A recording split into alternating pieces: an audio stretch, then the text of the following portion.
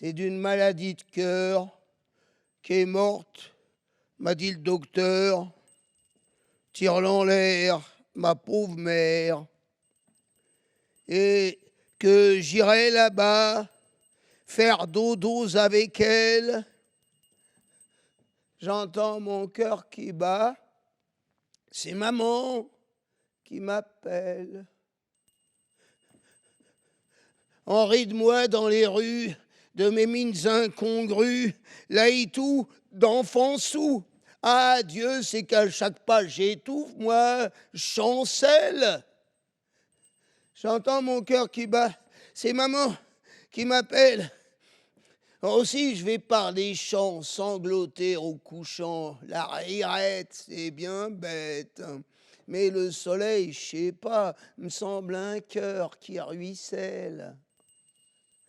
J'entends mon cœur qui bat, c'est maman qui m'appelle. Ah, si la petite Geneviève voulait de mon cœur qui se crève, pile oui, ah oui. Je suis jaune et triste, hélas, elle est rose, gaie et belle. J'entends mon cœur qui bat, c'est maman qui m'appelle. Non, tout le monde est méchant. Or, le cœur des couchants tire-la en l'air. Et ma mère. Et je veux aller là-bas, faire dodos avec elle. Mon cœur qui bat, bat, bat, bat. Dis, maman, tu m'appelles ?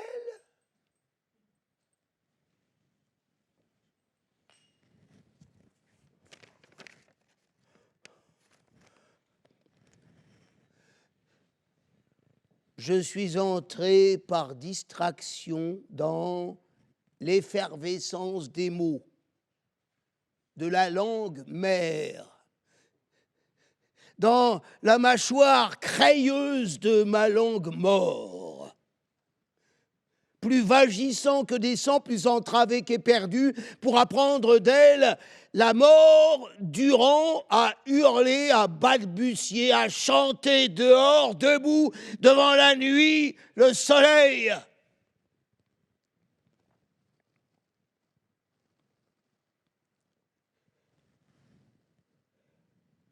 Les mots captifs que j'exhume sont la soif d'un monde décomposé.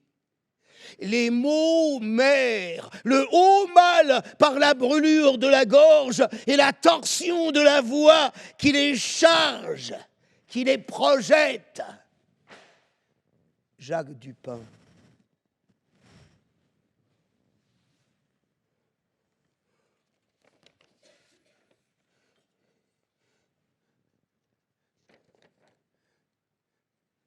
Quand j'avais 17 ans,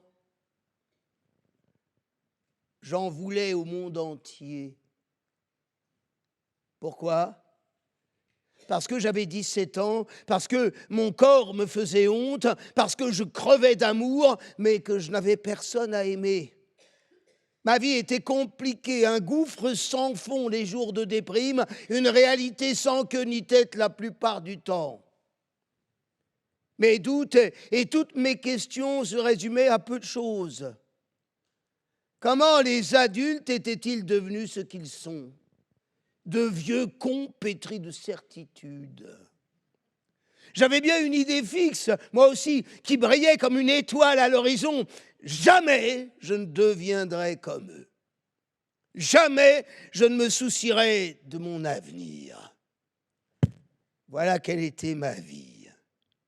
L'esquisse de ma vie d'adulte, ou mieux, sa part incorruptible. Ai-je trahi mon adolescence ? Non. J'ai toujours l'autorité en horreur, mais j'ai transformé ma révolte en littérature.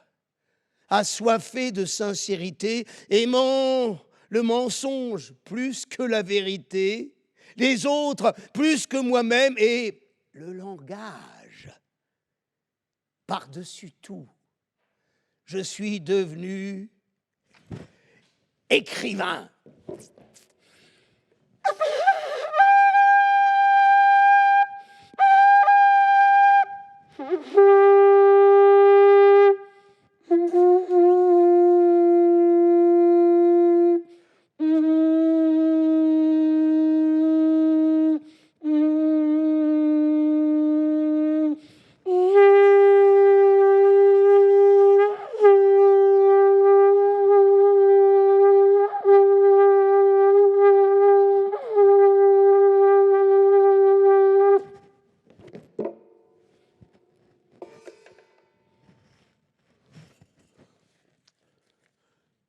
Surveille tes rêves.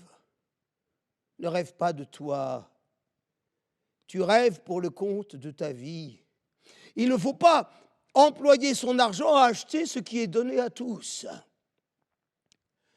L'homme est l'altitude du monde naturel. Puisant à la source commune de toute vie, il vit dans les hauteurs, c'est-à-dire qu'il peut à la fois agir et connaître.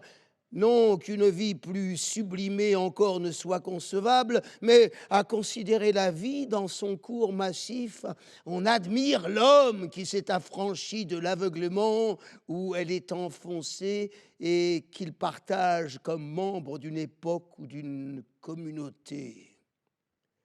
La vie d'une époque a sa conscience dans l'époque suivante et exceptionnellement dans un homme où l'avenir se reconnaîtra. Je ne conçois d'homme supérieur que dominé par le souci unique d'effacer sa supériorité. Sois continuellement jaloux de ton œuvre. Tu es dans une vie dont chaque minute reflète la totalité. Ta vie, désormais, c'est toi et rien de plus. La mort ne te prendra rien. Rien. Tu es dans les jours comme une boule sur un jet d'eau. Un fou qui n'aurait rien pour alimenter sa folie.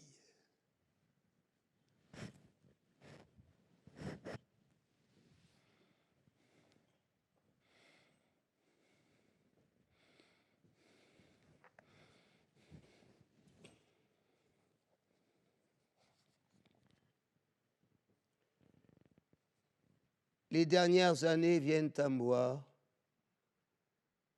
Elles s'approchent humbles, obligeantes, chacune avec sa lanterne. J'ai le cœur gonflé par la joie de les voir, de comprendre ce qu'elles veulent. Elles viennent emplir d'une clarté humaine la joie que nous eûmes d'exister contre tout, contre l'adversité, contre nous. Avec l'aide du monde, nous guérirons de notre mort l'amour humain que nous fûmes. Le corps n'est pas un élément de dispersion.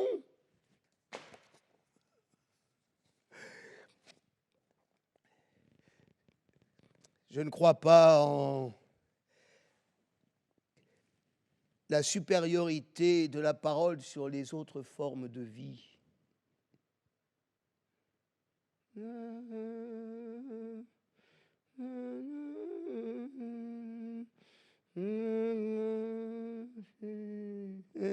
Fredonner plutôt qu'écrire. Ce murmure fait du bien, il s'élève puis retombe comme de la poussière. Il est 3 heures, je respire doucement des échardes et de l'air. Je ne dis rien, je lance une pierre, le silence me rassure. Il fait écho à la mort. La chambre se tient dans la tiédeur.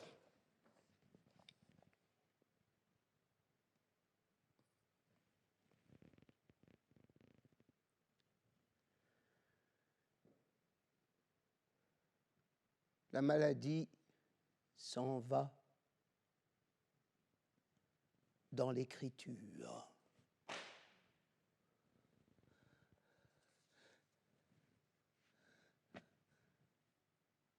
Gozo, Malte, mars 2005. Ça fait presque 2 ans que ceux de notre rue attendent le bitume. On leur a installé le téléphone, puis le câble, on a délimité à la ficelle les futurs trottoirs, mais le bitume, point. Ce n'est pas que la mauvaise volonté soit du côté des autorités. Un grand tas de goudron sec au bout de la rue atteste d'une initiative passée, comme la pelle fichée, rigide, au sommet du monticule noir.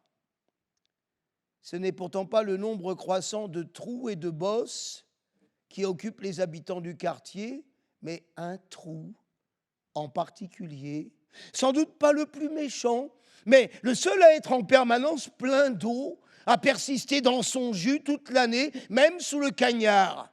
Une flaque de 3 mètres sur 4, vaguement carrée, profonde d'une vingtaine de centimètres, et qui barre l'entrée de la Farmhouse Santa Maria, la plus ancienne et belle ferme du quartier, vendue il y a un peu plus d'1 an à des étrangers.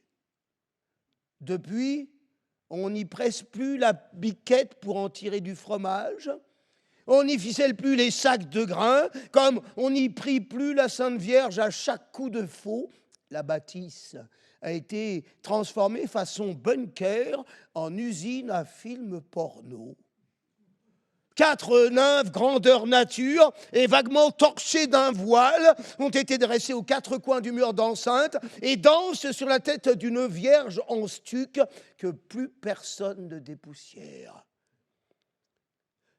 Ce soir, on a bien failli s'y casser la gueule dans cette mare au pied de la Vierge crasseuse. Alors, on va boire un coup chez John, le cafetier belge du village, qui nous dit que l'inondation remonte à l'époque de la vente de la ferme, que c'est apparu tout à coup une nuit, en plein été, conséquence d'un coup de pelle mécanique donné par on ne sait pas qui, mais qui ne savait pas ce qu'il faisait et pourquoi. Sourcils farouches, bouche mauvaise, on n'insiste pas, mais on n'en croit pas un mot, puisque notre école, située à 2 pas, n'est pas à sec et qu'elle est branchée sur le même tuyau. Comme on se marre en arrivant à Tower School, Marco, le dirlo, confirme « La pelleteuse n'a pas décollé du potager derrière l'église depuis son arrivée à Gozo il y a 5 ans.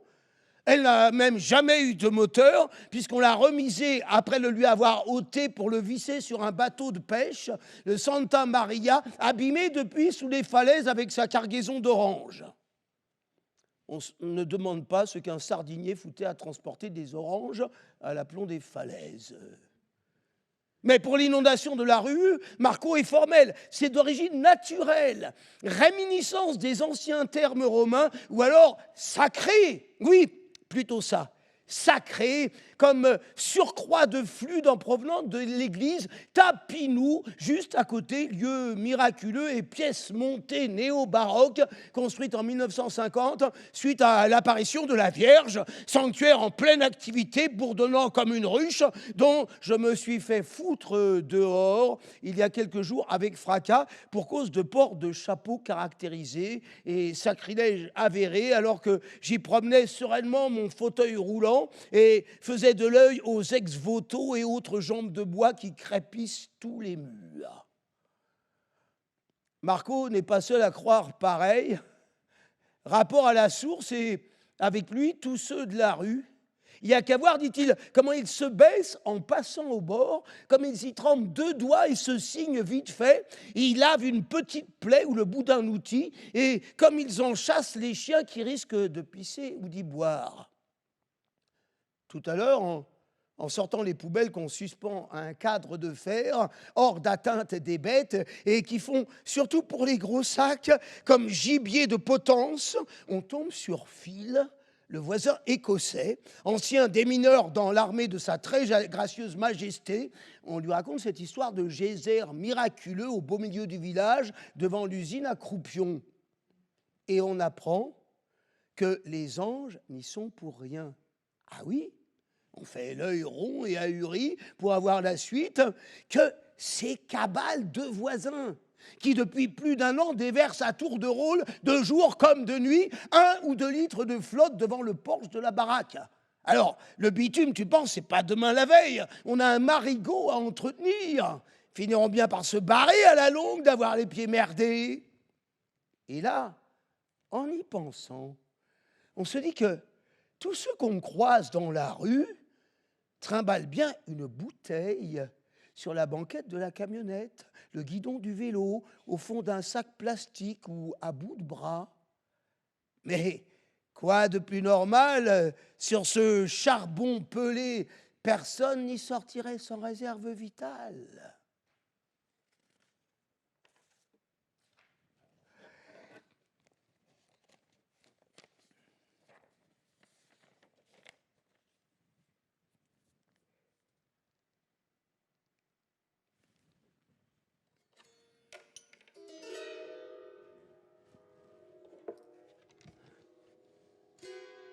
Les chroniques sassanides rapportent qu'il était une fois une cité sans histoire, quelque part au-delà du Gange. Ses puissants remparts étaient érigés sur des colonnes. Personne n'y entrait, ni n'en sortait. Mais ses portes d'ivoire laissaient passer la lumière. Sa superficie était celle d'un pays. On y trouvait donc, en plus des édifices, des champs, des rivières, des forêts, des lacs et des hommes à la tâche. Nul ne savait réellement ce qui se passait derrière ces murs. À force de se tenir à l'écart, elle entra dans la légende. Ce qui nous est inaccessible ne l'est pas pour le langage. Elle devint tour à tour siège des dieux et de l'amour, royaume des songes et des esprits.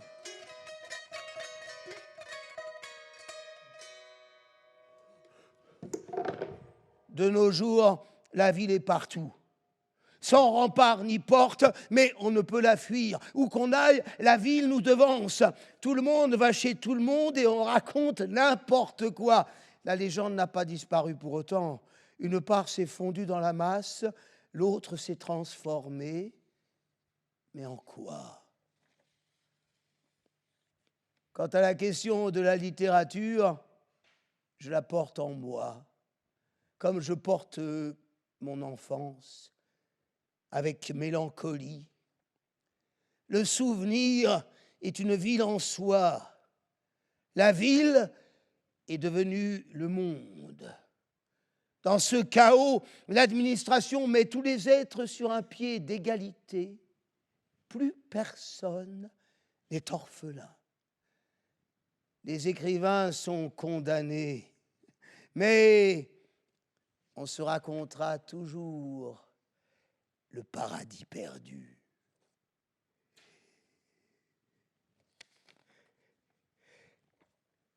Le temps se mesure à l'impression de stabilité qu'on éprouve en évoquant une scène du passé.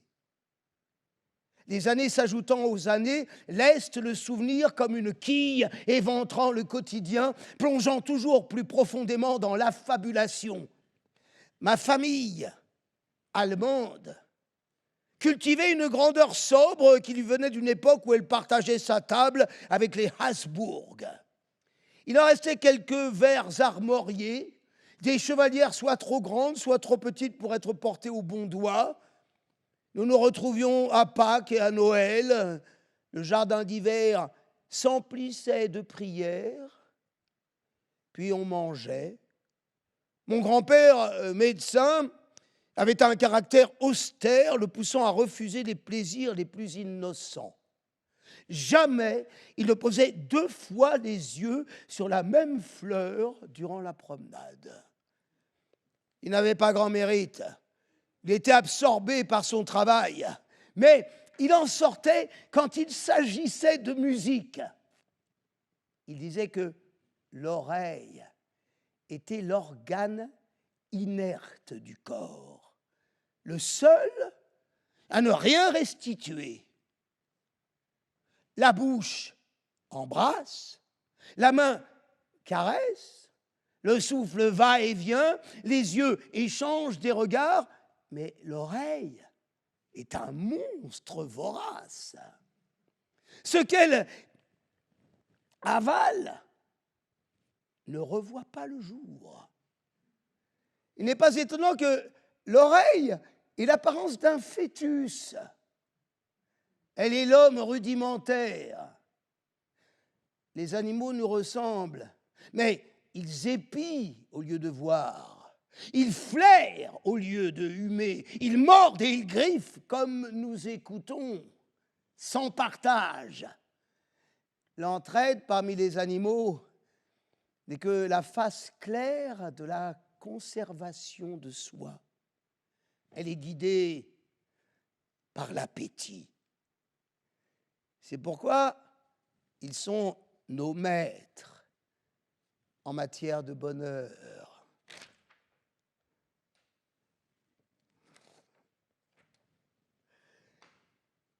Lourdes, Londres, Grande-Bretagne,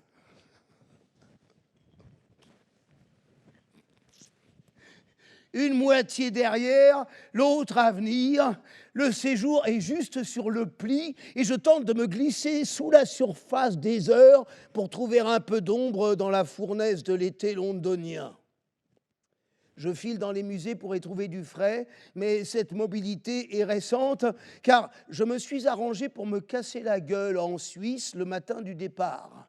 Une glissade de derrière les fagots dans la salle de bain, presque aussi acrobatique que cette autre fête adolescent sur un autre carrelage alors que je chantais « Le fond de l'air est frais » et qui m'avait valu un coup de cassé qui s'est soldé par une fissure du genou gauche et une luxation du droit.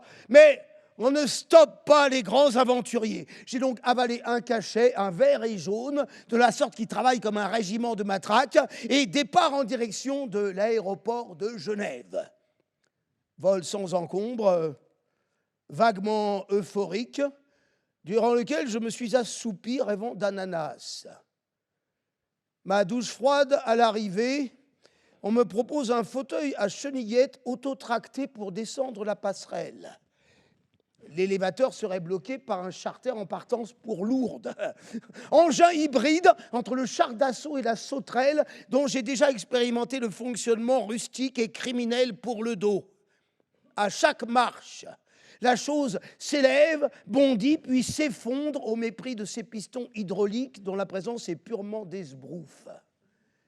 Les chocs sont si violents que la mâchoire cogne et que la nuque se ratatine sous les épaules. J'ai eu la certitude que les vertèbres partaient en sable. Bref, pas question de renouveler l'exercice. Il a fallu palabrer pour descendre, finalement, sur le derrière, en lançant les jambes devant, comme je l'ai fait durant toute mon enfance, à défaut de faire du vélo. Je n'ai pas compté les marches, mais il y en avait suffisamment pour transformer un type en torsade suante. Et il m'a donc fallu une bonne dizaine de jours pour être à nouveau d'attaque. J'en ai profité pour lire les livres emportés au cas où, le Kawabata et un gros Derrida. Je relis aussi mon manuscrit, taille et laisse bourgeonner.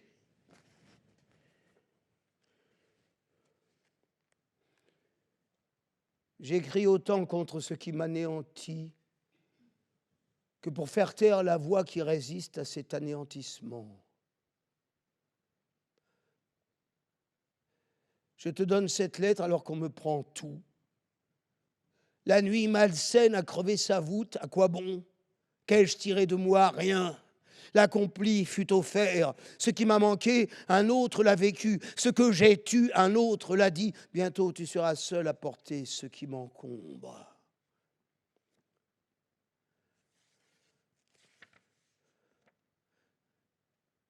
j'ai faim. Un calme absolu se saisit de la terre, puis la drogue enfourche les bronches. Je ne m'explique pas le gaspillage de cette peau humaine.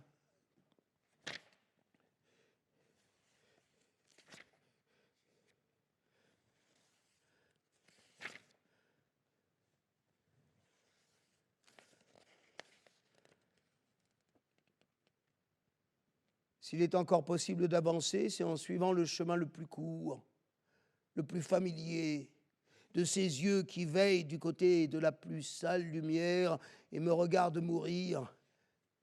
Le pire demeure promis.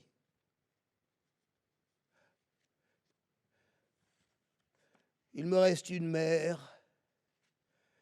Bien que la drogue ait tout transformé, je crois me souvenir du muguet séché sur le gravier. Juin finissait, j'étais coulé dans le plâtre, 3 tanches suffoquaient dans la fontaine aux roseaux, les laurels collantes attiraient les moucherons, quelqu'un a claqué les persiennes, j'ai hurlé, un point bleu a gelé au bord de l'été.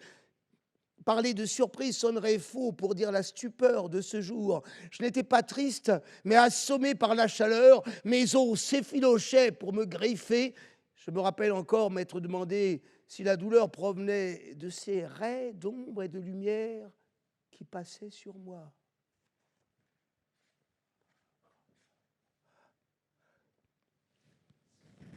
Hier, au retour du film The Fields and the Fury, sur les Sex Pistols, alors que je remontais le trottoir gauche de Victoria Street en fauteuil roulant, l'esprit vide, le corps inexistant, le titre a changé d'un coup. Demeure la mort est devenu demeure le corps. Je crois désormais que le reste de regarder par ici comme je vous mijote un texte soin de soin sur la mort a disparu. De toutes les façons, c'est bien de ce corps de l'être qu'il s'agit et de rien d'autre, de ce vieux sac, de ce matelas de fleurs sales qu'on écrase du talon pour lui donner forme humaine. J'arrive au terme de cette histoire écrite sans souvenir. Malade, je me présente nu, sans effort ni stratégie, avec l'ambition d'une honnêteté absolue. Je suis fils de te haïr. Je ne me relèverai plus, la durée pourrie contre un mur. Lorsque j'ouvre les yeux, je me crois natif de la lumière. Lorsque je les ferme, j'ai peur de mourir. Une extrémité du regard cherche les anges, tandis que l'autre se perd dans les intestins. Le monde s'enfonce dans le sang comme un œuf d'obsidienne. La douleur n'apprend rien, rien. Le refuge qu'elle offrait vient de s'effondrer. Lorsque les cris cessent et que la bouche dévastée, puante d'entrailles, se vide à longs traits, j'entends hurler la voix que j'appelle mon âme.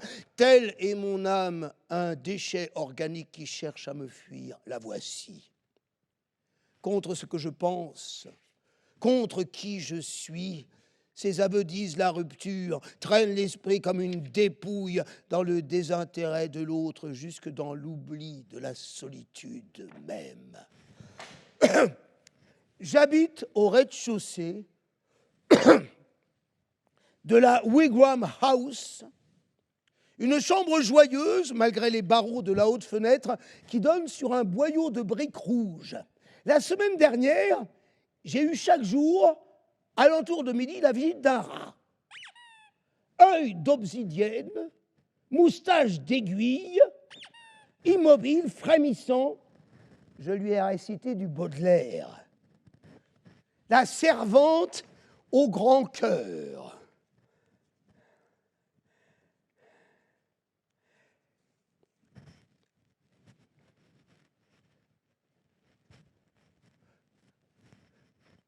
La servante au grand cœur dont vous étiez jalouse et qui dort son sommeil sous une humble pelouse, nous devrions pourtant lui porter quelques fleurs.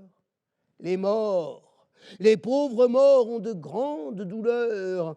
Et quand octobre souffle, émondeur des vieux arbres, son vent mélancolique alentour de leur marbre, certes, ils doivent trouver les vivants bien ingrats, à dormir comme ils font chaudement dans leurs draps, tandis que, dévorés de noires songeries, sans compagnon de lit, sans bonne causerie, vieux squelettes gelés, travaillés par le ver, ils sentent s'égoutter les neiges de l'hiver, et le siècle coulé, sans qu'amis ni famille, remplace les lambeaux qui pendent à leur grille. Dont Yves Bonnefoy dit si bien comment s'y répondent la compassion et le malheur. Au 4e jour, alors que j'en terminais avec le poème, lorsque la bûche siffle et chante, si le soir, calme dans le fauteuil, je la voyais s'asseoir, si par une nuit bleue et froide de décembre, je la trouvais tapie en un coin de ma chambre, grave, et venant du fond de son lit éternel, couver l'enfant grandi de son œil maternel, que pourrais-je répondre à cette âme pieuse, voyant tomber des pleurs de sa paupière creuse? L'animal s'est mis à couiner, puis s'est sauvé.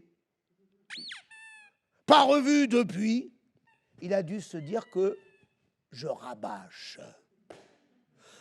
Ma première sortie après l'épisode du rat a été pour le Modern Tate, dans laquelle il fait un froid de glaciaire. Le lendemain soir, 13 juillet, concert à la cathédrale Saint-Paul, au programme One Horse de Toru Takemitsu, puis Hidden City de Judith Bingham, création, et enfin le Requiem de Fauré, le Requiem toujours si magnifique, ma berceuse de mort, comme disait Fauré. Magnifique malgré le baryton qui empilait des caisses comme à l'opéra, et la surprise pour l'oreille durant les premières minutes de ce son mouillé des instruments anciens. Je passe sous silence Hidden City, hommage pathétique aux victimes des bombes atomiques lancées sur le Japon, un vrai désastre tant la musique était illustrative. On sort les bruits de tôle pour signifier les explosions, puis les zéphyrs pour singer l'espoir, enfin les harpes pour assurer les lendemains qui chantent, le tout comme ficelé à la criée par un vendeur des 4 saisons, la compositrice présente pour la première et repartie en trottinant toute seule dans l'ombre dont elle n'aurait jamais dû sortir. La grande découverte a été Wind Horse de Takemitsu, dont les voix rapides, 12 voix mixtes, toujours sur le fil, mais parvenant à enchanter, c'est-à-dire à rendre vrai le danger de la chute. On finit par recoller mes jambes au reste de mon corps. Je suis retourné à Saint-Paul voir de plus près la masure. 2 épisodes. À peine suis-je entré qu'un shérif, écharpe rouge et méchant sourire, m'alpague et me prie d'ôter mon chapeau. Un classique. Mais depuis Malte, où je me suis fait jeter dehors par les gardiens du temple, malgré ma panoplie de grands blessés à roulettes et mes grognements se voulant farouches, j'ai mis au point une nouvelle technique.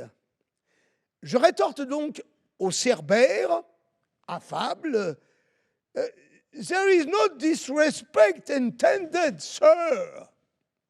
Accablé, mais courageux, « I wear this hat for medical reasons. » L'effet est immédiat.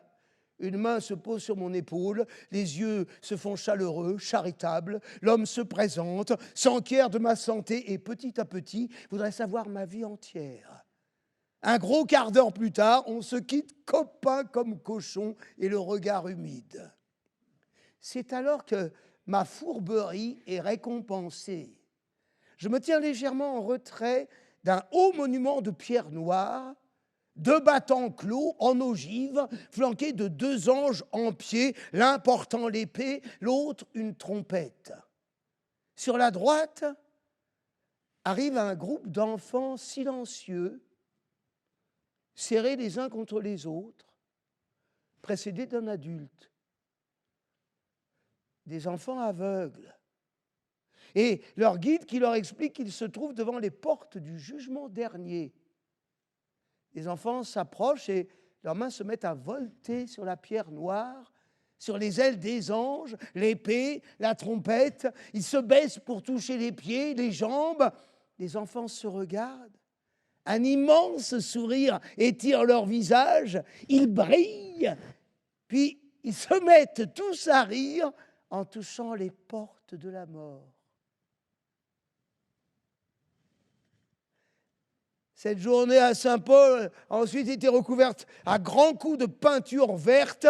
Les longues heures passées à St. James Park, essayant vaguement de lire et de dormir sur une chaise longue, au milieu du ballet compliqué des canards et des oies, à l'abri du soleil, sous les arbres qui crissent comme le feu lorsqu'on ferme les yeux.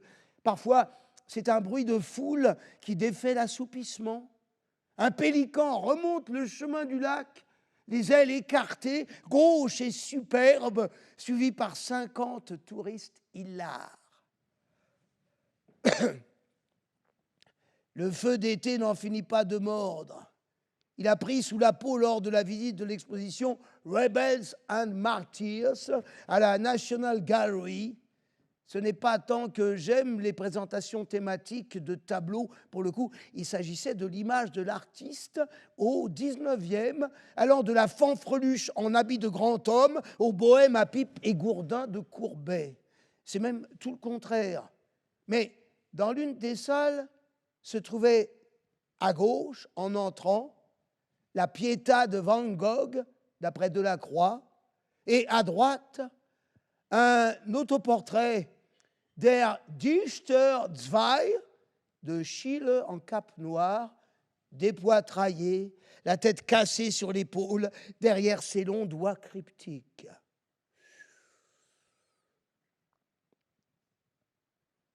Un air glacé passait d'un mur à l'autre.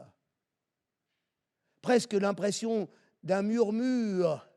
Et comme à chaque fois, lors d'un choc esthétique, la course des nausées, puis l'euphorie, puis la tristesse boueuse. Mais bien sûr que ça n'était pas ça.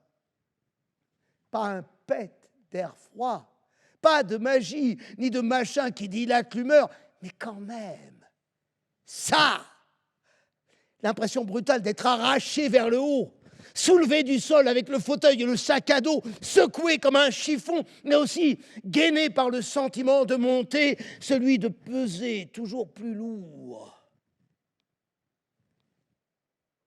Finalement, peut-être bien que quelque chose s'échappe par le fond du tableau de Vincent, ricoche contre la cloison, traverse en sifflant et va cogner la poitrine d'Egon en face. Qu'est-ce qui nous fait reconnaître le bleu-vert de Van Gogh, le noir de Malevich, les croix de Tapies comme terre possible? Et cette question pour demeure: que préférons-nous à la vie?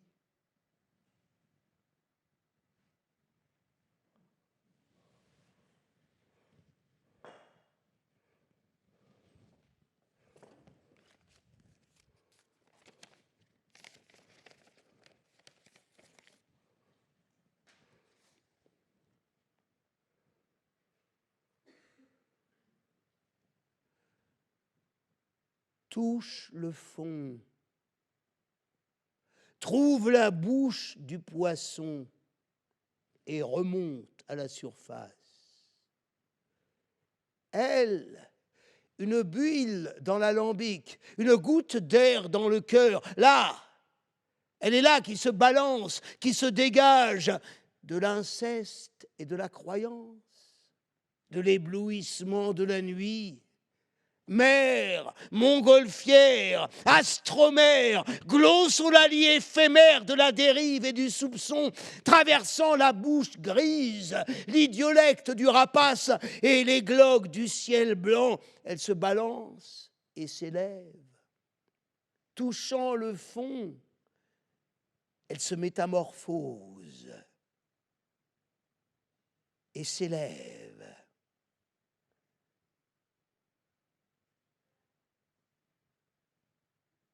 Il suffit d'une touffe d'air, d'un grain de pollen sur les cils, du frottement d'une allumette pour que la courbure du masque se détache de nos vies. Et dans l'air qui recommence, ce serait une enfance aguerrie, sous le luisant, la lenteur d'une feuille de mûrier, et la presque transparence, l'allégresse d'une agonie.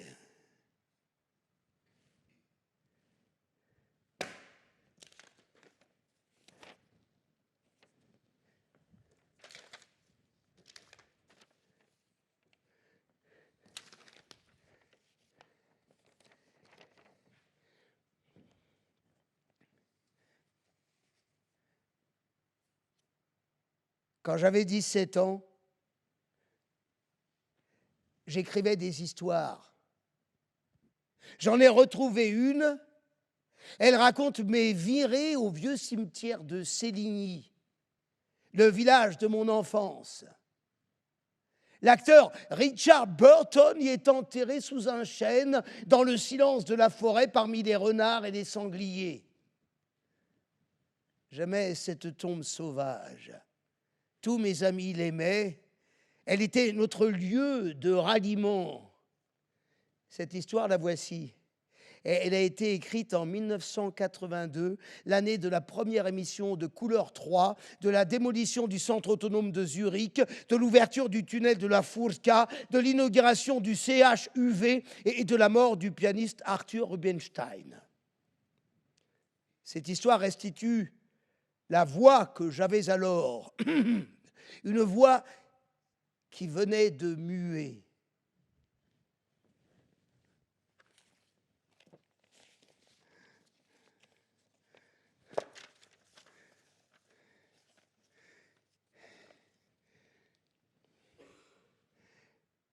J'en ai passé des heures en compagnie du cadavre de Richard Burton. J'ai même passé la nuit avec, tous les deux couchés l'un sur l'autre, à même la terre dans le cimetière abandonné de Séligny, un patelin au bord du Léman. Quand Burton a cassé sa pipe, on l'a enterré discretos, et tout aussi discretos, Elizabeth Taylor lui rendait visite ici, au fin fond de nulle part, la veille de Noël.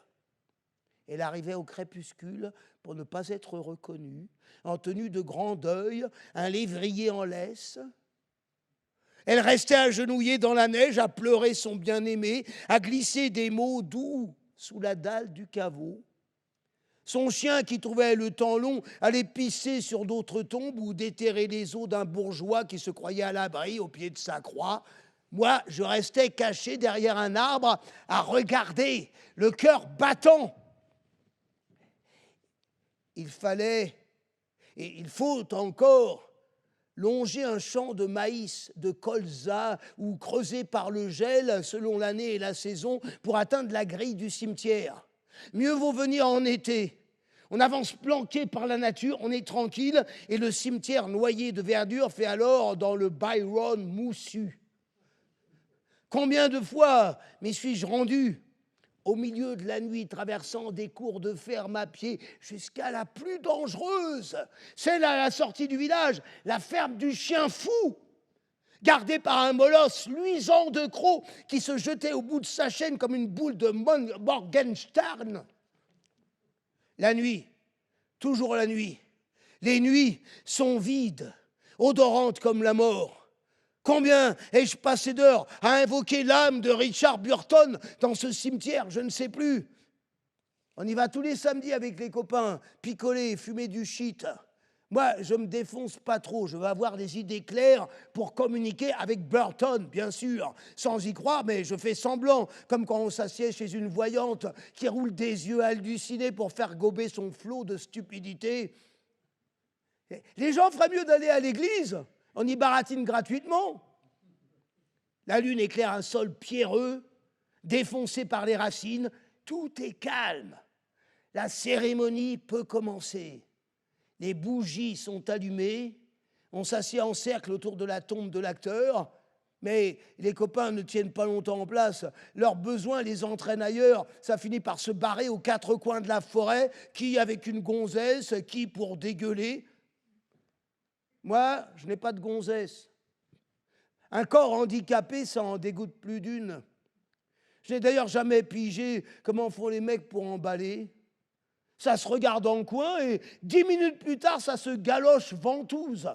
Tout ça me dépasse complètement. Bref, je me retrouve seul avec le squelette de Burton sous mon cul et là, j'ai la trouille.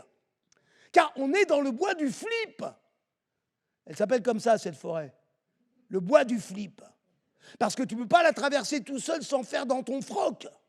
Parce que c'est dans ce bois qu'un mec a massacré sa famille à coups de hache au 19e siècle. Un truc horrible, pas si lointain.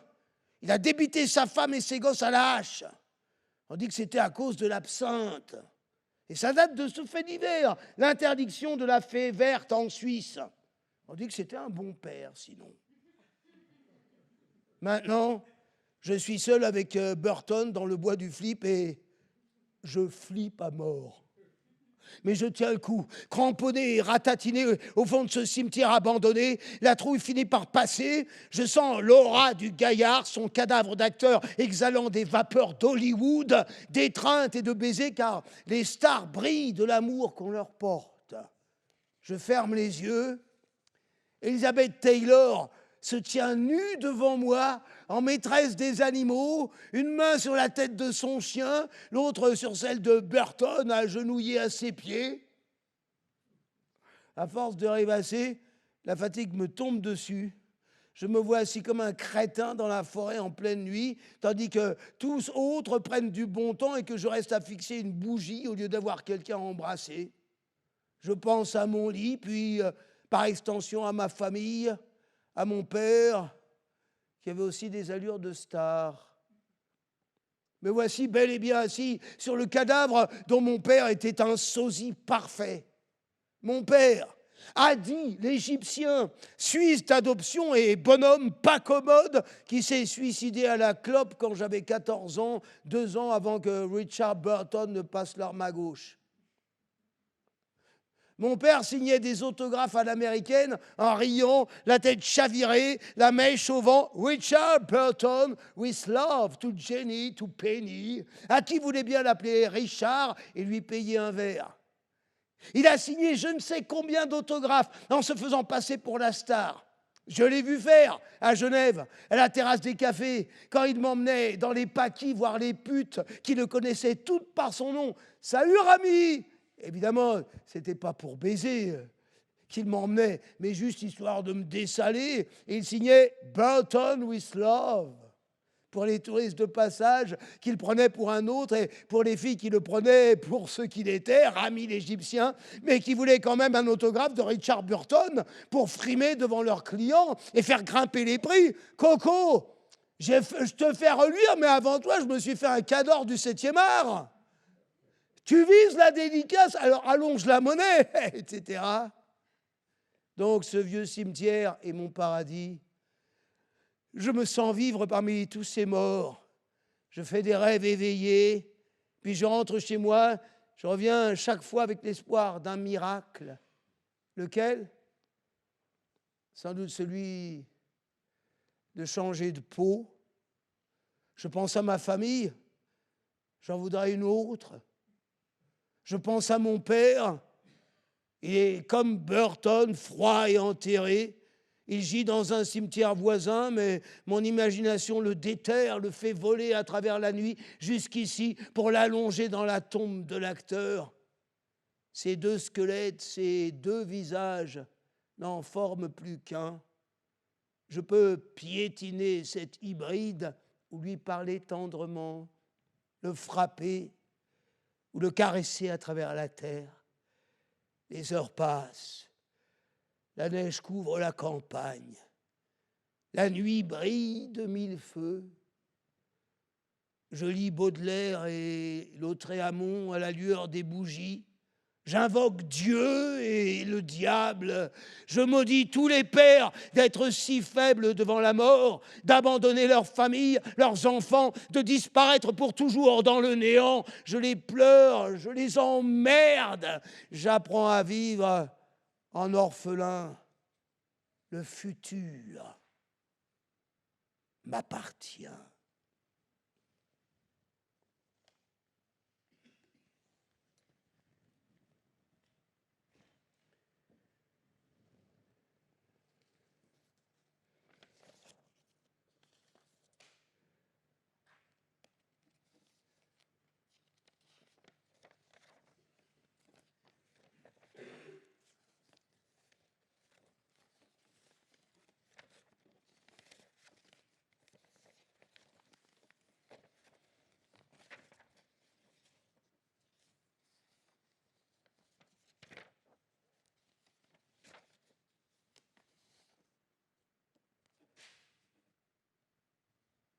Octobre 2010, Kazane, Botswana.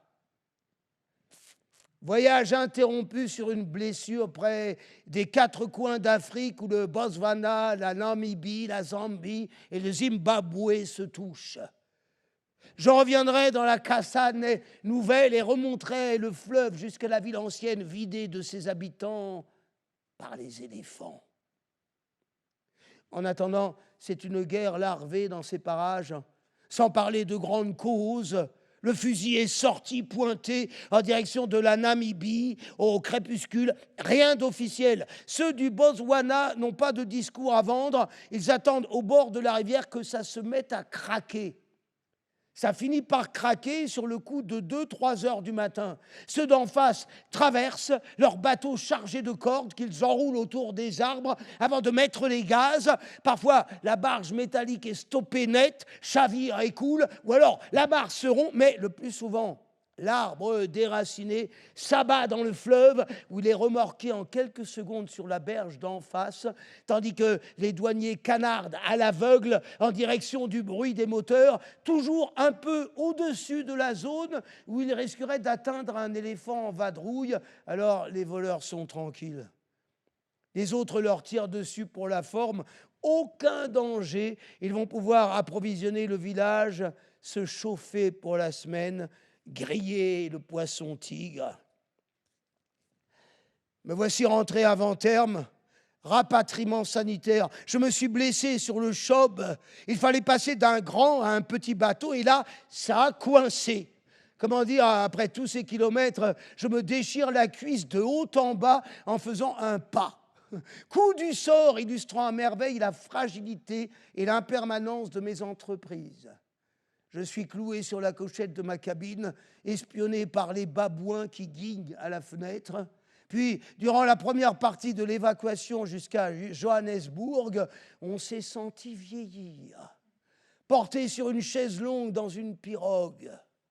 Enfin, rapatrié de Johannesburg à Zurich, l'assurance a payé la première classe. Petite consolation. Cette expérience-là, on ne l'aurait pas faite de sitôt avec les cachets de l'éditeur. Ce voyage écourté fut incroyable. Incroyable d'avoir pu aller si loin et d'y avoir vu ce que j'y ai vu.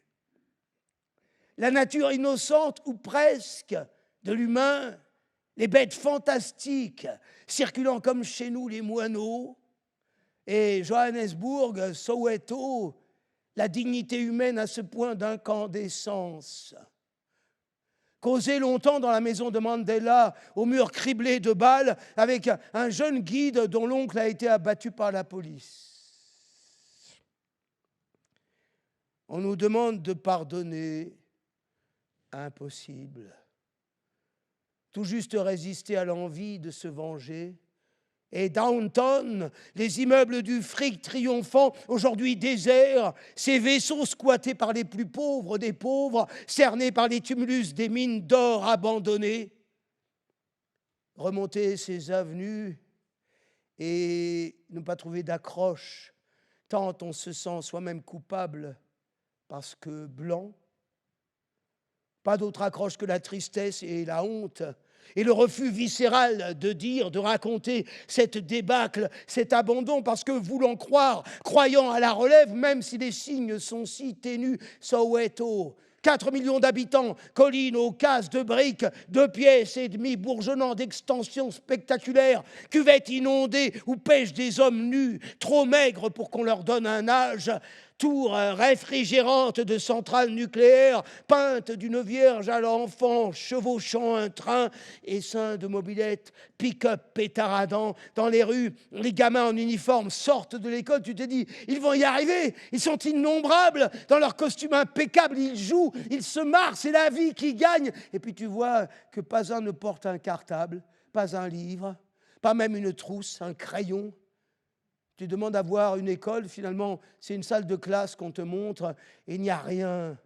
Nudité, joie de vivre, ça oui, mais moyens non, et tu pars avec le froid que tu repousses, te disant que tu ne comprends rien à ce qui se passe ici, que le bien, le courage finiront par l'emporter, que ça trouve un chemin que tu n'imagines pas avec ta cervelle faumatée d'occidental. Quittant Soweto, le chauffeur dit: c'est le premier supermarché que nous avons ici. Maponia Mall. Et bientôt 3. Il est flambant neuf. C'est un riche homme d'affaires local qui a investi. Toi, tu admires l'architecture jusqu'à ce que ça te percute. Un seul supermarché pour 4 millions d'habitants. En Afrique du Sud, quand on te rapatrie, tu racontes au gars qui pousse ton fauteuil ce qui t'est arrivé, et là, c'est le fou rire. Tout le monde se marre, parce qu'ils se foutent, pas qu'ils se foutent de ta gueule, juste que c'est une bonne histoire joyeuse qui finit bien. Eux te disent un truc perso, et là, une tête coupée dans la matinée qui roule sur la chaussée entre ceux qui attendent le bus. Une balle prise dans la main avec morsure de chien à l'épaule, au cou et au visage. Un accident de voiture avec fillette morte en 15 jours d'hémorragie parce que de tout bib aucun, etc., etc. Il n'y a que des histoires de morts violentes. Alors, un mec qui se déchire la jambe, tu penses, ça met de bonne humeur. Et c'est vrai. Quelle est ma ville natale? Elle est le texte que je suis en train d'écrire. L'écrivain est attaché au texte qu'il écrit et plus généralement à la littérature comme d'autres sont attachés à leur patrie ou au lieu de leur enfance. Je ne suis ni citoyen de tel pays, ni habitant de telle ville, pas plus que je ne suis le fils de mes parents, le mari de ma femme, le père de mes enfants, le frère, l'ami, le collègue de travail. La géographie et la généalogie, la société entière se fondent alors dans la réalité de l'écriture et avec elle l'espace et le temps. J'ai commencé à écrire un nouveau texte, ici, en Chine. Je peux donc dire, sans hésitation, que ma ville natale est Shanghai.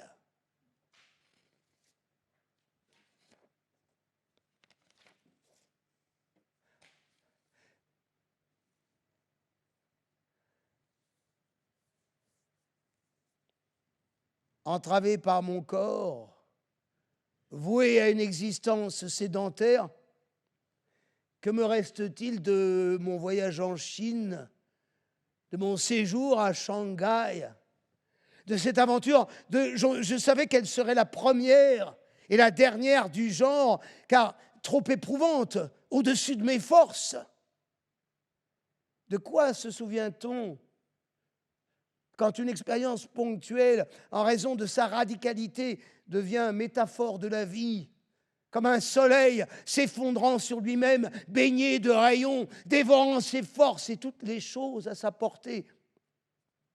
Moi qui n'avais voyagé que dans les livres, je me croyais étranger à la mythologie du voyage.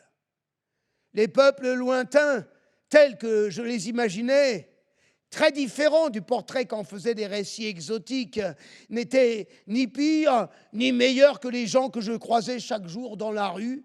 Et selon la même logique, les Chinois ne devaient différer de nous que par un vernis de costume et de coutume et par quelques mots de vocabulaire.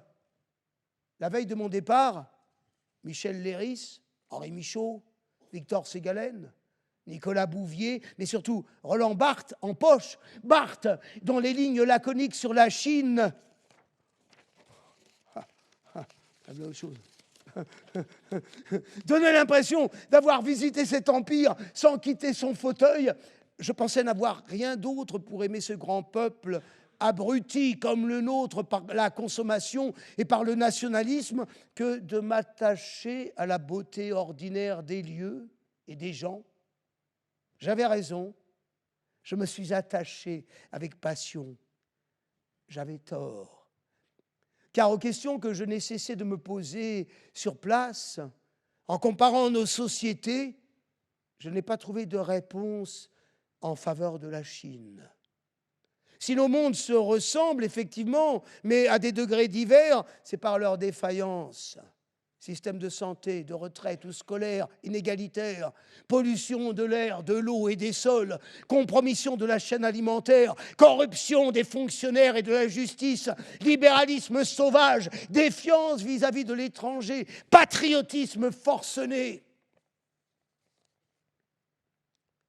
Je me retourne aujourd'hui sur la mégapole chinoise, comme on se penche sur sa vie à l'heure du bilan. Je suis rentré en France avec un manuscrit dont l'écriture m'a servi de nourriture intellectuelle, auquel je me suis accroché durant mon séjour comme à une planche de salut. Mais ce que j'ai écrit, je ne m'en suis pas libéré. Des milliers de visages me passent encore devant les yeux. Ils ont tous le même air secret, ni exotique ou dépaysant, mais verrouillé. Ainsi, je revois une femme adossée à l'angle du Fuyu Road, en kipao, à motif de papillon, indifférente aux touristes qui la prennent en photo vers Yuan Garden dans son costume traditionnel. Elle attend, à la nuit tombante, manipulant son smartphone. Sa robe est un essaim d'insectes autour de ce point lumineux. Elle est bientôt rejointe par un homme à catogan, en bottes cavalières, parlant italien ou espagnol, je ne sais plus, la saisissant par la gorge avant de l'embrasser sous les bravos d'un groupe endimanché, sablant le champagne au seuil d'une galerie d'art. Mais déjà, la foule les emporte, la fille, le playboy, les joyeux drilles, les multiplie, les projette dans une autrerie du vieux quartier reconstruit, d'une laideur à couper le souffle, d'une irréelle beauté. On se presse, portefeuille à la main, entre les vitrines de babioles et les fast-food jusqu'au restaurant Lubo Lang, l'institution culinaire tape à l'œil de la ville. Voilà donc le bilan de ce voyage qui m'a presque coûté la vie. Un flux d'images à jamais brûlé dans la rétine qui ne serait au bout du compte qu'un peu de lumière plus ou moins dense et colorée. Shanghai, trop complexe pour être raconté, ne serait-elle que prétexte à un formidable inventaire?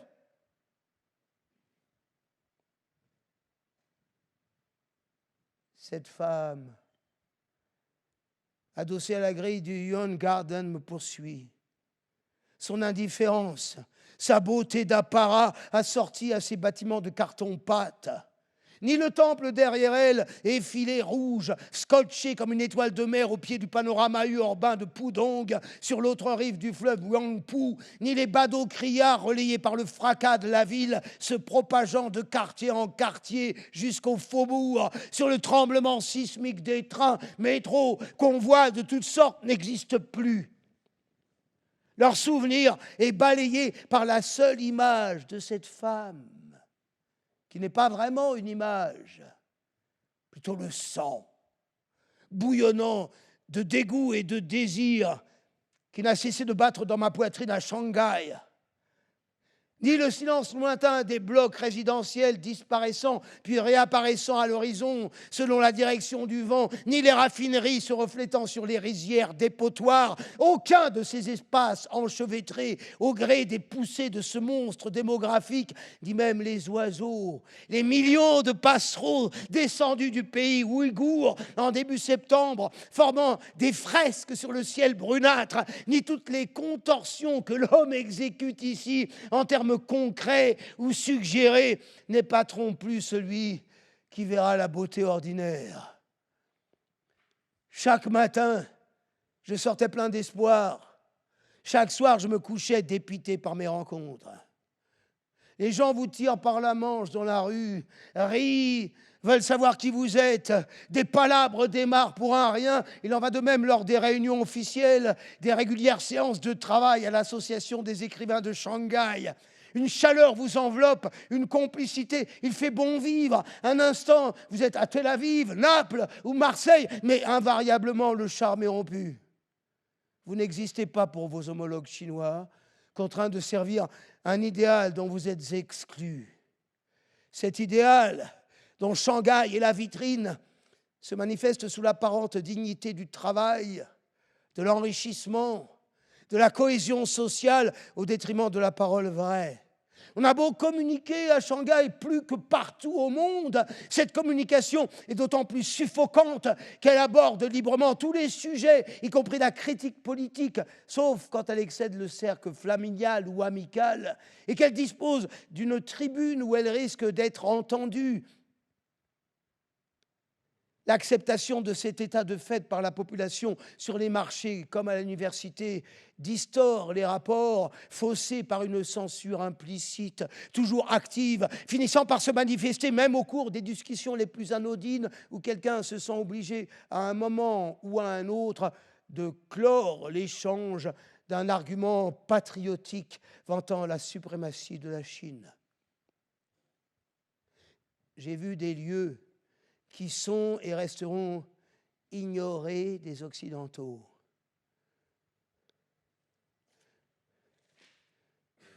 Cette zone s'étend sur plusieurs kilomètres carrés avant d'atteindre un espace boisé, puis la rivière Kihei. Les berges sauvages à cet endroit sont bientôt domestiquées, puis filent en ligne droite vers les docks de Baogang, un paradis industriel, un enfer humain. Une précédente revendication salariale a laissé une inscription géante sur un hangar. « Hell is cheaper » L'enfer est moins cher, visible jusqu'au Lake Maharan Golf Club de Shanghai, situé à plus de 3 kilomètres. Une fois la rivière franchie, on accède au « Land with no name », au pays sans nom. Ce lieu de villégiature pour dignitaires ne figure sur aucune carte. Défendu par un mur électrifié, il est cadenassé par des guérites où des soldats en armes saluent les véhicules autorisés en claquant des talons. Les villas d'un luxe délirant sont rasées et reconstruites à chaque changement de propriétaire. Ces puissants ne sauraient en effet se satisfaire d'un logement d'occasion. Leur goût pour la nouveauté est équilibré par une concession faite au grand âge. Des arbres centenaires sont déposés adultes avec délicatesse, comme de la porcelaine, le long des allées, dans les jardins, par des hélicoptères militaires aux couleurs d'Industry Corp of China, transportant leur monumentale cargaison au bout d'un câble depuis la province voisine de Yangtze, statistiquement la plus pauvre en femmes, mais riche en végétation. J'ai débarqué au Land with no name vers 21h à l'arrière de la Bentley Continental d'un ami chinois rencontré il y a plus de 20 ans au siège de l'ONU de Genève. Cet ami, devenu un ponte du ministère du Commerce de la République populaire de Chine, m'avait invité à dîner en compagnie d'un député responsable de la politique culturelle du Tibet. l'épouse disparue en cuisine et le fils volatilisé. Il m'a présenté cet homme, appelons-le Chen, en baissant les yeux. Dans le salon de style normand, car tous les styles architecturaux se côtoient au Land with No Name, aux écrans de télévision allumés en permanence sur le brouhaha mondial, le climatiseur n'apportait aucune fraîcheur, se contentant de déplacer l'air moite à travers la pièce. En charge du prestige national, Chen avait aussi été responsable des Jeux olympiques de Pékin, puis de l'exposition universelle de Shanghai, mais sa passion, c'était le Tibet. J'en ai mesuré l'étendue après la 3e bouteille de vin. Sérieux comme Bouddha, cet homme grassouillet levait les mains, les paumes vers l'avant dès qu'il prenait la parole.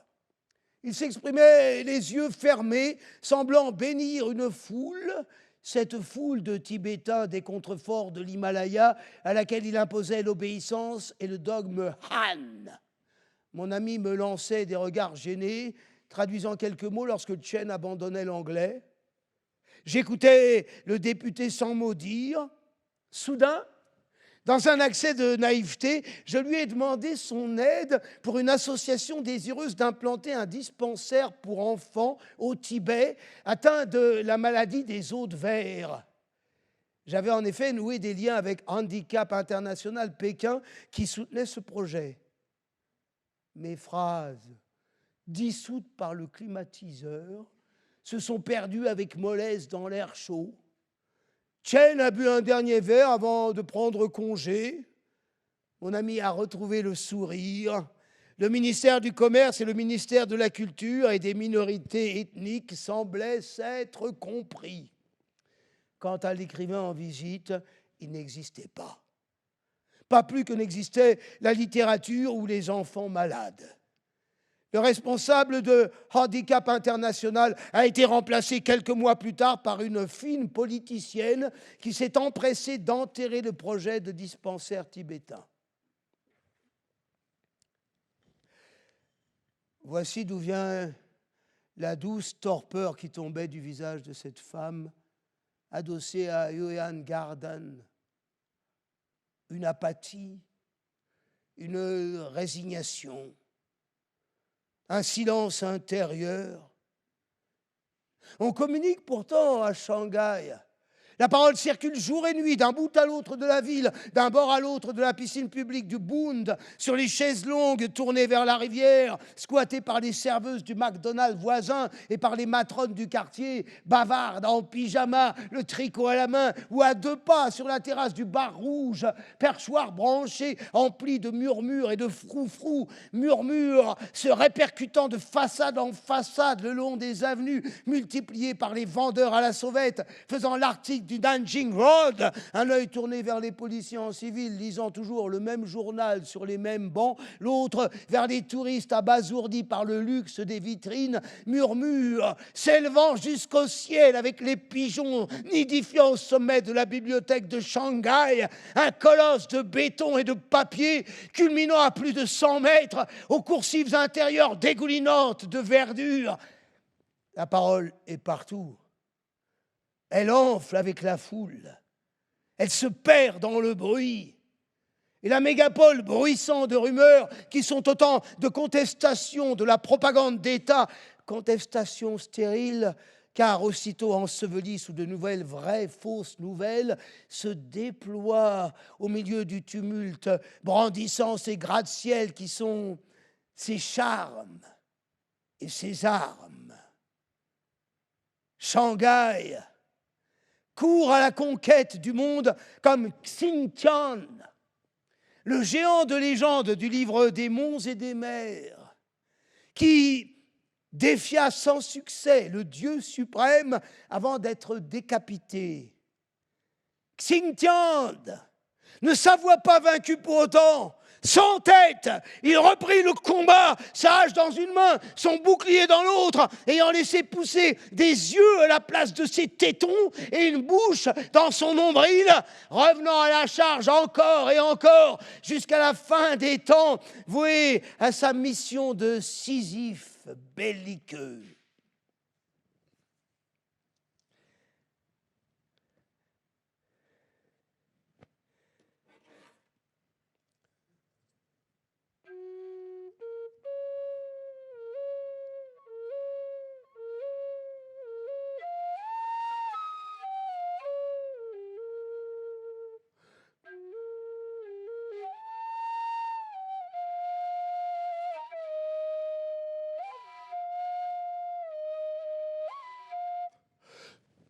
À quel moment pourrais-je dire « je suis arrivé » ?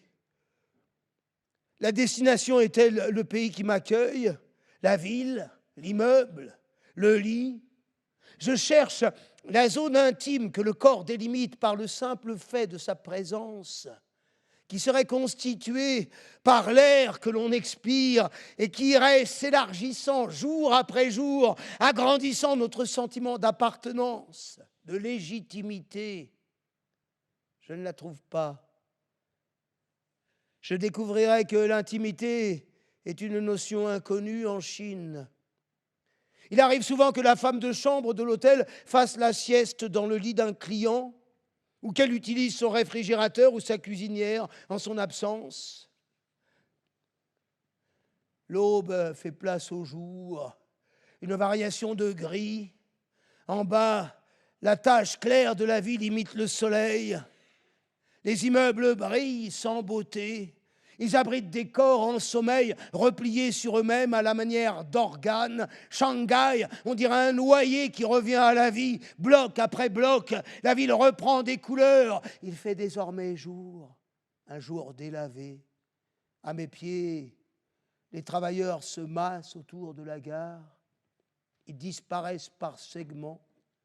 Les rails sont des lames qui débitent l'humanité laborieuse.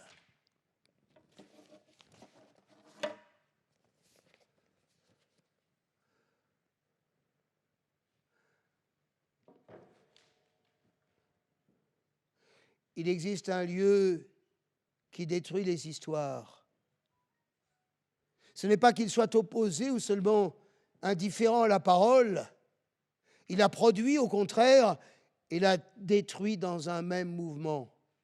Ce lieu n'existe que d'être traversé. Je suis né sans espoir de guérison. J'ai passé mon enfance dans un lit. Les chants venaient buter contre le mur de notre maison en bordure du village. J'ai su parler à l'âge où les enfants font leurs premiers pas. Mes mots ont été mes bras et mes jambes. Ce que je ne pouvais pas accomplir moi-même, me saisir des objets, me déplacer, j'en chargeais les autres par le langage. Mais il y avait une chose à ma portée que je refusais de faire, lire. Car la voix de ma mère à mon chevet dépassait en mélodie les pauvres inflexions que j'aurais pu donner à mes propres lectures. J'ai grandi dans cette voix qui me lisait les livres que j'aimais. Couvert de fractures, j'avais toujours mal. Ma mère me lisait l'Ancien Testament pour distraire ma douleur. Des histoires magnifiques de sacrifices et de batailles. Je sortais ainsi d'Égypte plusieurs fois par semaine. Je traversais la mer Rouge. Je voyais Pharaon englouti par les flots, la tour de Babel s'effondrer, Goliath mordre la poussière, Abraham lever son poignard, Dieu sur la montagne sculpter les tables de la loi.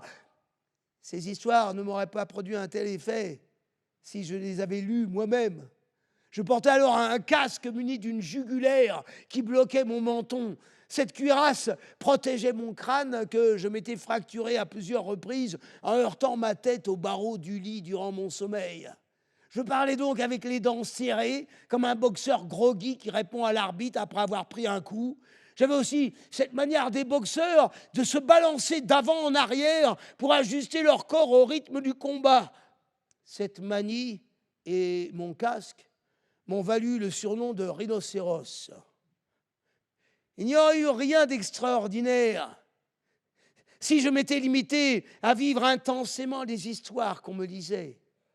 Si je les avais prolongées dans mes rêves ou dans mes jeux, comme le font tous les enfants, et si j'avais écrit, une fois adulte, sur la lancée des livres qui m'ont enchanté, Jules Verne, La Fontaine, Balzac, plus tard Lautréamont, Baudelaire, plus tard encore Rilke, Dupin, Faulkner, Steinbeck, Onetti. Je serais probablement devenu reporter, au mieux professeur, au pire politicien, me conformant à la règle qui veut que le monde soit une affaire sérieuse, qui ne demande rien d'autre que d'être célébré par de vieux gosses désabusés, inspirés par accident, qui placent les conventions et les honneurs au-dessus de la passion destructrice d'écrire. Ces textes ne m'ont pas seulement ouvert l'esprit, ils sont aussi devenus mon corps. Comment la littérature, toute de nuances et de faux fuyants, qui ne nous aide pas à comprendre la vie, mais à en faire notre demeure, qui nous désoriente avec bonheur, multipliant les chemins des écoliers et les occasions de faire l'école buissonnière sur la ligne droite qui mène du berceau à la tombe, aurait-elle le pouvoir de commander la matière ? Je l'ignore. J'en ai fait l'expérience. Je m'en émerveille chaque jour. Mes blessures se sont raréfiées au cours des années, tandis que ma mère poursuivait ses lectures. Encore trop fragile pour affronter le monde, je restais allongé, libéré de mes plâtres, jouissant de la légèreté de mes draps, du moelleux de mes coussins et de mon édredon. Un après-midi, je m'en souviens très bien, nous venions de terminer le Grand Maulne. Je me suis redressé. J'ai senti mes jambes prêtes à me porter. Je me suis assis au bord du lit. Je me suis levé. J'étais Augustin Maulne, grand et mystérieux, au seuil de la vie. Je ne saurais expliquer ce prodige. Les longs rideaux verts traînant sur le sol laissèrent entrer le jour le plus pur. Tout se passait comme si j'avais été une masse inerte, dépourvue de charpente, une sorte de ciment liquide dans lequel les phrases se plantaient comme des tiges d'acier. Peu à peu, ces barres compactes de lettres ont remplacé mon maigre squelette. Il existe peut-être un lieu qui détruit les histoires.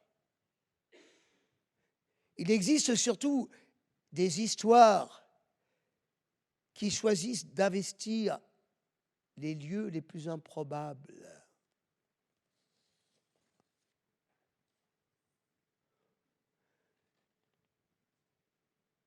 Mon corps est un éclat de verre. Alors que j'écoute mes os se briser, je perds la vue, la parole. Les yeux tombent au fond du crâne. La langue enfle, elle sort de la bouche.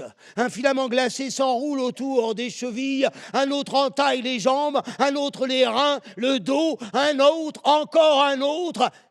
Il pleut des barbelés, suspendus à des centaines de griffes. Mes mains cherchent le souvenir de leurs gestes. Il y a dans ce mal une intransigeance, une obligation de pauvreté qui me font l'intime d'une agression. Mais jamais je n'affronte ce qui me frappe. Je pense à un repos où la pulsion de mort et la miséricorde se mêlent.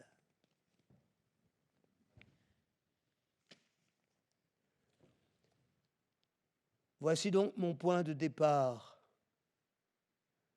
Le monde se hait. Malgré notre bonne volonté, nous nous croyons meilleurs que nos voisins.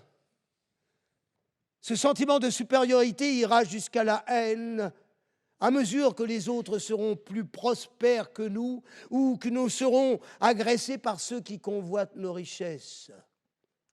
Nous parvenons parfois à dissimuler cette vérité sous un vernis d'empathie. Certains, juste rescapés des catastrophes de l'histoire, sont peut-être capables d'une réelle abnégation. ils ont connu le pire. Leur amour pour l'être humain est à la mesure de leur désillusion. On les prend en exemple, mais de tels exemples ne valent ni sur la forme ni sur le fond. Ils sont trop peu nombreux pour agir durablement à l'échelle des peuples. Ils sont trop absolus pour répondre aux attentes de la majorité des gens submergés par le marasme quotidien. Il arrive aussi que les plus pauvres d'entre nous fassent preuve d'une bouleversante générosité, trouvant une dignité dans le fait d'offrir le peu qu'ils possèdent au lieu d'en jouir eux-mêmes. Ils n'ont rien, et pourtant, ils ont le cœur sur la main. On s'émerveille. On a tort. Une telle résistance à l'adversité ne peut être célébrée sans célébrer aussi le malheur qui l'a fait briller. Le courage est une conséquence positive de l'épreuve. Rien de plus. Un sparadrap sur une jambe de bois. La paix, en revanche, l'éclaircie collective à laquelle nous refusons de croire parce qu'elle ressemble au royaume de Dieu sur terre, est une épreuve en soi, une proposition heureuse de la tragédie humaine. La reconnaissance d'autrui et l'instinct de conservation se tiennent dans un équilibre précaire qui, 9 fois sur 10, penche vers l'instinct.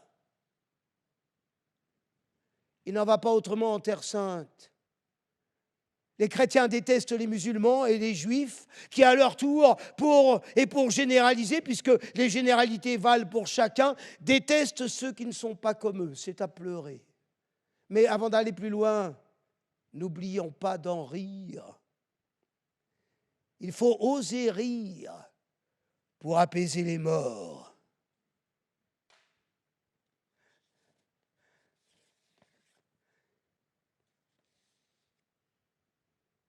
Mon plus lointain et plus beau voyage est une histoire d'amour. Je suis aujourd'hui marié et on ne peut plus heureux. J'ai rencontré l'âme sœur à l'université de Lausanne. Je l'ai longtemps dessinée, j'aime dessiner avant de lui parler. Puis, elle est venue me rendre visite à l'hôpital lors de l'opération cardiaque que j'ai subie en 1999. Je me souviens avoir pensé à elle au fond de ma narcose, lorsque j'avais le cœur à l'arrêt et la poitrine ouverte. Je me souviens m'être dit qu'il fallait que je survive pour elle, pour nous. Elle s'appelle Tania. Elle est allemande. Je me souviens de ce jour où il a fallu prendre la main de la femme que j'aimais. Quelques centimètres séparaient nos deux mains ce jour-là, dans ce restaurant. Quelques centimètres que j'ai pensé ne jamais franchir, ne jamais avoir la force de franchir. Lorsque vous avez un corps différent, la peur d'être rejeté, la peur de l'intimité physique peuvent prendre des proportions immenses. C'était mon cas. J'étais terrifié. Et puis, j'ai senti à ce moment-là, dans ce restaurant, que si je ne prenais pas la main qui s'offrait à moi, j'ai senti, oui, que ma vie serait manquée, qu'elle resterait prisonnière de la peur. La littérature ne guérit pas de la peur de vivre. Seul l'amour en est capable. Je ne sais pas comment, mais j'ai saisi cette main. Ces quelques centimètres, je les ai franchis.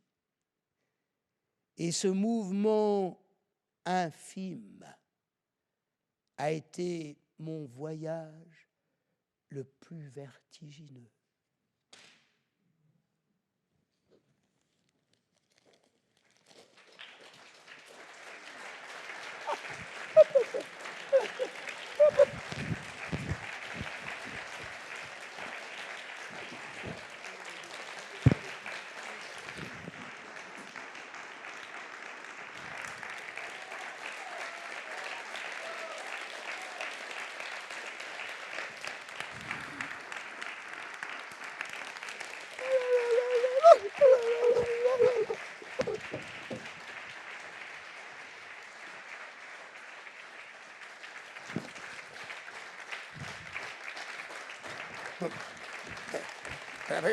Merci. Oh bah c'est le bordel, hein.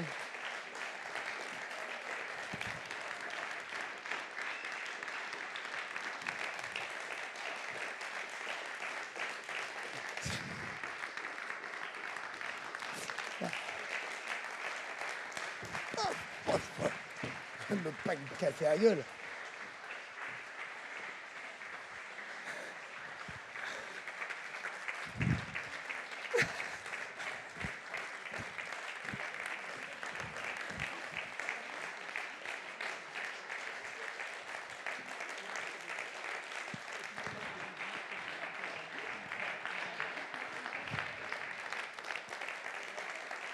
Merci.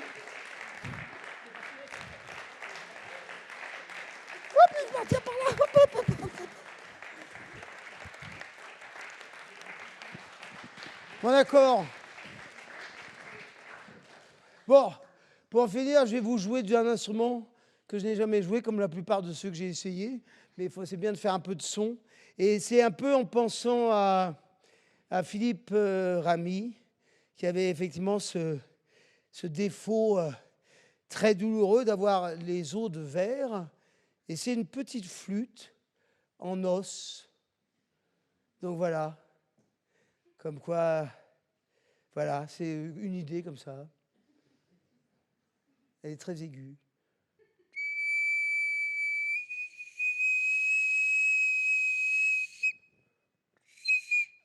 Elle n'est pas facile à jouer non plus.